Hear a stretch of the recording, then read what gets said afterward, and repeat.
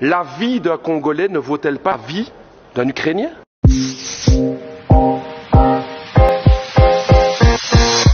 Madame la ministre des Affaires étrangères du Royaume de Belgique, je vous interpelle sur la situation dramatique du peuple congolais. Je pose la question, pourquoi la Belgique n'intervient pas? Pourquoi la Belgique n'intervient pas pour aider la tragédie du peuple congolais à l'est du Congo? 5,4 millions de morts, des centaines de milliers de déplacés, 1 million de réfugiés à Goma, et une responsabilité écrasante qui pointe du doigt le Rwanda présent à l'est du Congo avec son armée. Et que fait la Belgique? Rien. Rien. Comment est-ce possible? Quand la Russie envahit l'Ukraine, à juste titre, c'est la condamnation. Ce sont les sanctions, ce sont les livraisons d'armes à l'Ukraine, mais quand il s'agit de la République démocratique du Congo, rien. On n'aide pas. La vie d'un Congolais ne vaut-elle pas la vie d'un Ukrainien? La vie d'une Congolaise ne vaut pas la vie d'une Ukrainienne? C'est la question que tous les peuples d'Afrique se posent. Pourquoi ce deux poids, deux mesures?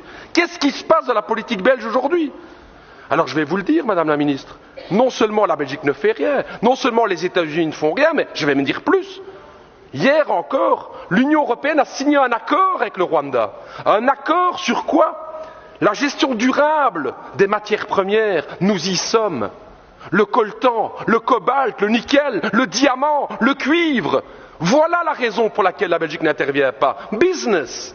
C'est l'argent. C'est ce que mes amis congolais me disaient. J'ai travaillé 2 ans à Kinshasa. Et ils me disaient, Raoul, ce qui se passe en fait avec le Congo, c'est ça, c'est que notre sous-sol est plein de richesses et que l'Occident regarde pour se faire de l'argent, parce que ce deal avec le Rwanda, soyons clairs, c'est pas du Rwanda que viennent les diamants, c'est pas du Rwanda que vient le cobalt et tout. Tout ça vient de l'Est du Congo. J'ai envie de dire à tous mes camarades congolais et à l'ensemble des peuples africains, on le voit aujourd'hui, les puissances occidentales ne pensent pas à votre bonheur, elles ne pensent qu'à une seule chose, c'est l'exploitation de votre sous-sol.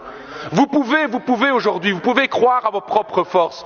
J'ai envie de dire, moi, au peuple congolais, pensez à cette pensée de Patrice Emery Lumumba, cette force du Congo, justement. Pensez à Kwame Nkrumah, justement, le panafricanisme qui doit être là. Pensez à Thomas Sankara, qui disait clairement, effectivement, que les peuples africains peuvent prendre leur destinée en main. Ne comptez pas sur les gouvernements occidentaux pour vous soutenir, mais par contre, les peuples d'Europe sont à vos côtés, les peuples africains, pour vos combats, pour une vraie indépendance économique et démocratique.